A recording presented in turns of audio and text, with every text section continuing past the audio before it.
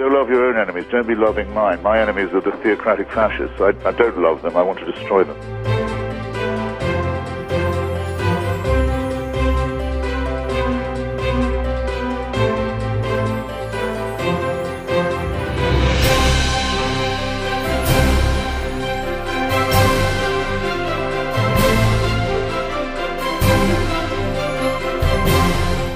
Child made in the image of God. Oh no, you're not. You're a faggot. And you can't join your church and you can't go to heaven. This is disgraceful. It's inhuman.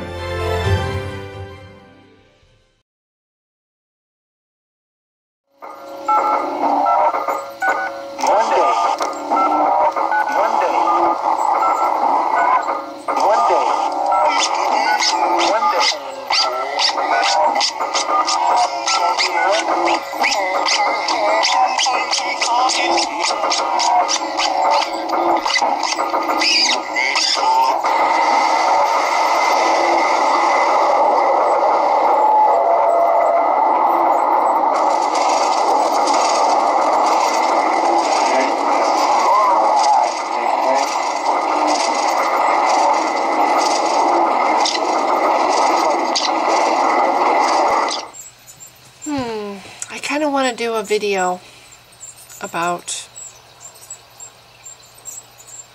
bigotry and how sick I am of religion, Christianity, bigotry.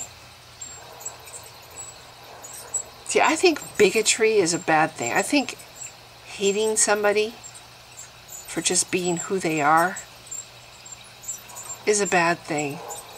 I certainly wouldn't cheer and clap my hands and wave signs celebrating a bigot who did her best to negatively impact other people's lives. That's what this Kim Davis did. She did her best to negatively impact other people's lives. And how did she do that? She did it with her hate. She singled them out and directed her hatred at them and used her power, the authority given to her at her job, to make it hard, if not impossible, for them to have the same happiness as everybody else. It's the law of the land now. I'm sorry, religion, you lost. You lost. There's enough people now in this country who know better.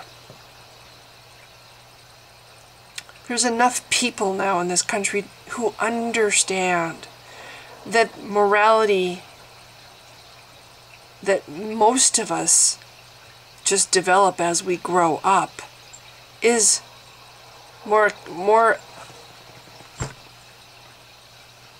is greater than, is better developed than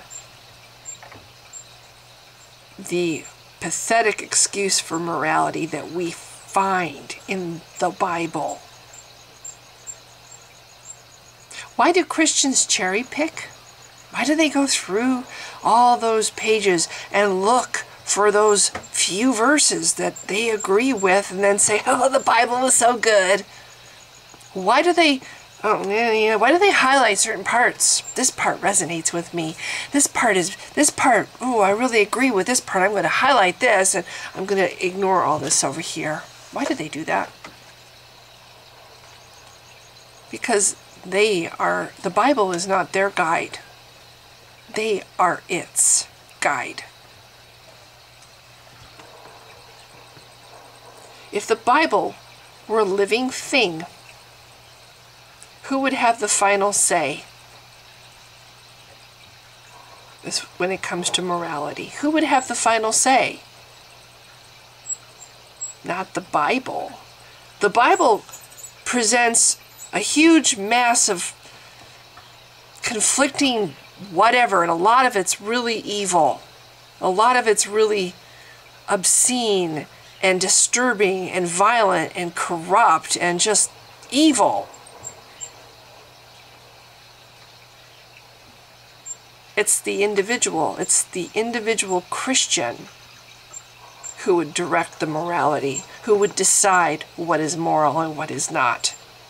She would pat the Bible on the head and say, no, no, no, dear.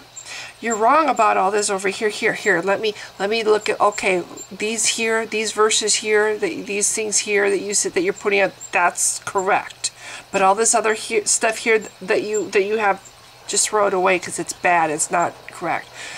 The Christian is the one who makes the decision. What is moral and what is not moral. That's why the Bible has been a force of evil in the world, because so many evil people do the same thing with the Bible, except their idea of what is good is all the evil stuff that the Bible has in it. Hey, this supports my belief that people should, that I should own slaves. Hey, look, this supports my belief that anybody who's strange, who acts funny, who is suspicious, I can burn them as witches. How much harm has been done to people because of those bad verses in the Bible that evil people have cherry-picked and said, hey, look, the Bible says, the Bible's a good book. It says here, right here in the good book, that it's okay, that I should kill gays, I should kill unbelievers, I should kill witches. It's the good people that guide the morality, their own sense of what is right and wrong, guide the morality that they live in their life, that they possess, that they act upon. Not the book. They can go to the book and say, well, it says here that and I agree with that, so, but they ignore all the bad, and the reason they ignore all the bad is they know better. They know better than to pay attention to the bad. They are actually wiser than the stupid book is, and they could teach it a thing or two. If you were to take out all the bad in the Bible and just have all those warm and fuzzy cherry-picked verses, how thick do you think that book would be? Not very thick. Our friend Kim Davis here, she cherry-picks too. And she goes through the Bible and she picks out all the things that justify her hate and bigotry. I'm a warrior for God, and I'm going to do all I can in my power to make the lives of other people miserable. And we're going to have hordes of people who are also champions of these verses that Kim Davis gloms onto. Come out and cheer for her. Oh, she's so wonderful. Kim Davis for president. Yeah, here's one. Acts 5:29. We ought to obey God rather than man. Acts 5:29. Coincidentally, a cherry-picked verse. He picked it out because it agrees with what he thinks. It's not guiding him. He's guiding it. I agree with this, so, and it's in the good book, so it's correct. See, I think hatred is wrong. I think bigotry is wrong. I think deliberately doing harm to other people is wrong. This Kim Davis person is no hero. I'm trying to see if I can find the note that George Takei wrote. And I never know how to say his name. It's embarrassing. I probably said it wrong. But he wrote a very good thing, or something that I really liked. Here. This is what George Takei wrote. Well, this is a bit of a circus, so let us be clear. This woman is no hero to be celebrated. She broke her oath to uphold the Constitution and defied a court order so she could deny government services to couples who are legally entitled to be married. She is entitled to hold her religious beliefs, but not to impose those beliefs on others. If she had denied marriage certificates to an interracial couple, would people cheer her? Would presidential candidates flock to her side? In our society, we obey civil laws, not religious ones. To suggest otherwise is, simply put, entirely un-American. Yet we celebrate bigotry and hatred. I won't say the Republican Party, though many of them, the conservatives, the religious right, these drooling at the mouth Neanderthal Christians,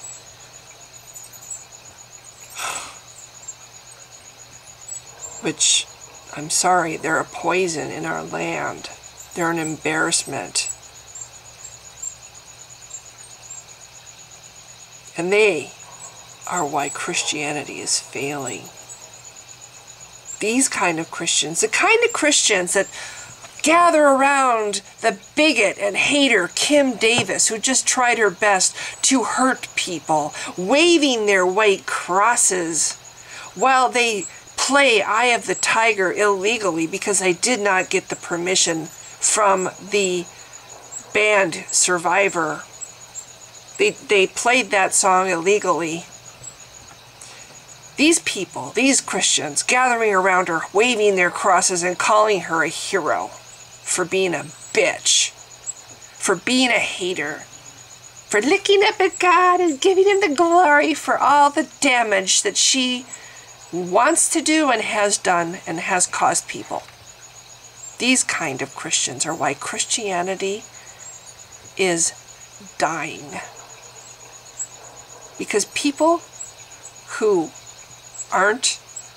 have more than 2 brain cells to rub together, and they see this, they go, this is what Christianity is. No thanks. No thanks. I can be a good person. I don't need your book. I know better than your book, and most of us do.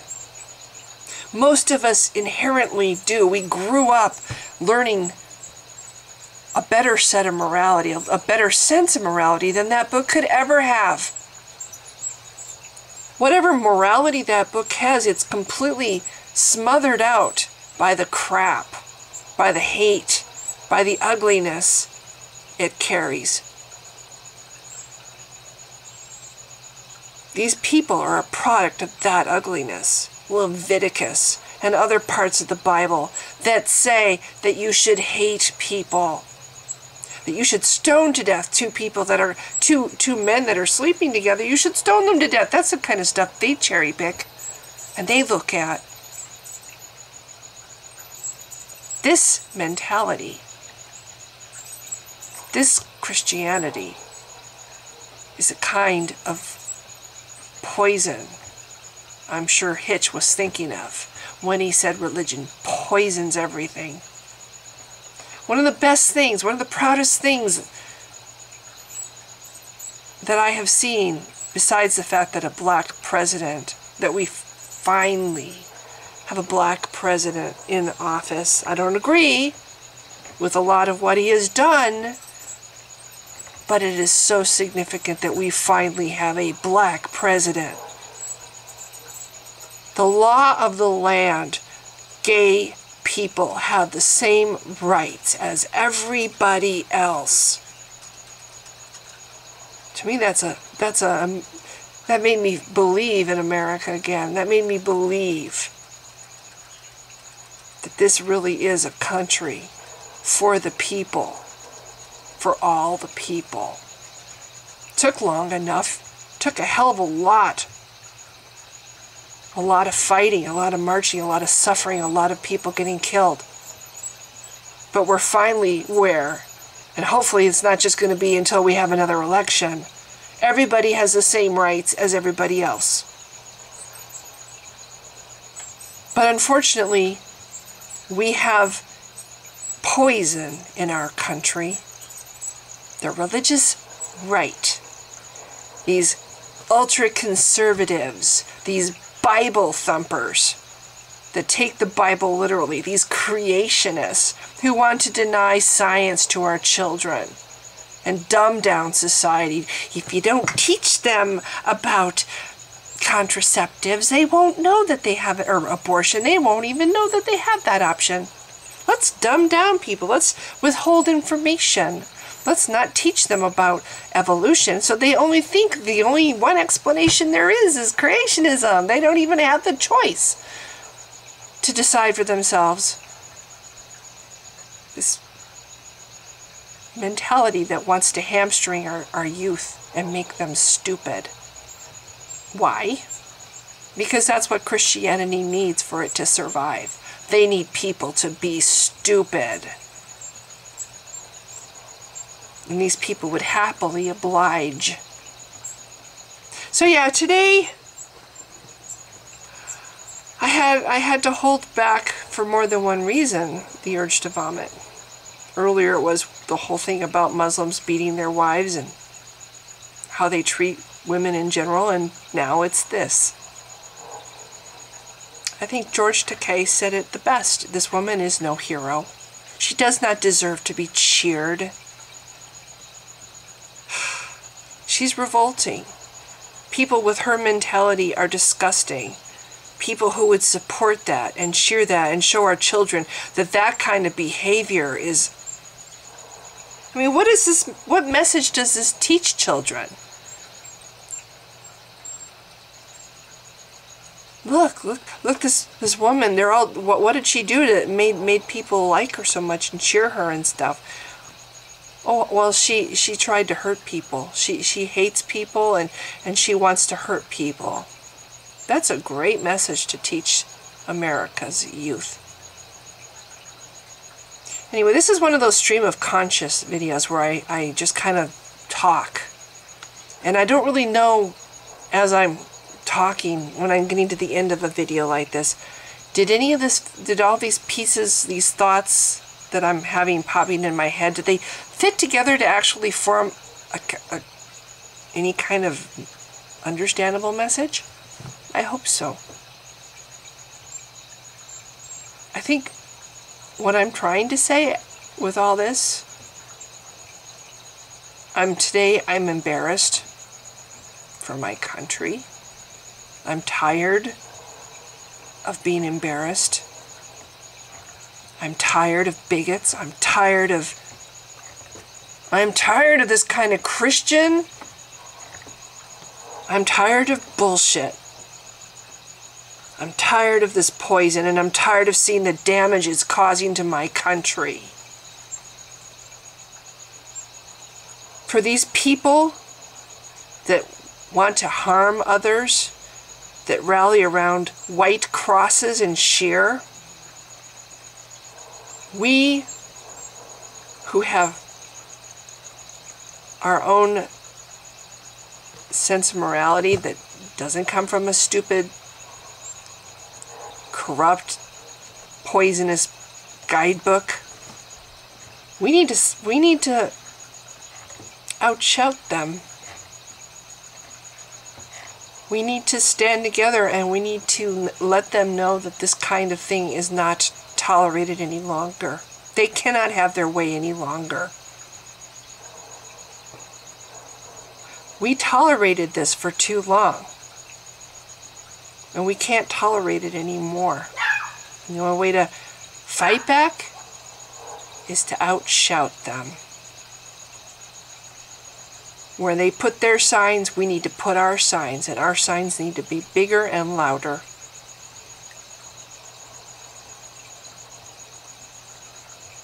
We are at war, and we're fighting for our country, those of us who live in America. What kind of a future America do we want it to be? If this mentality takes over, this country is doomed. That's my feeling. Anyway, just some thoughts I had. If you've been watching, thanks. Bye!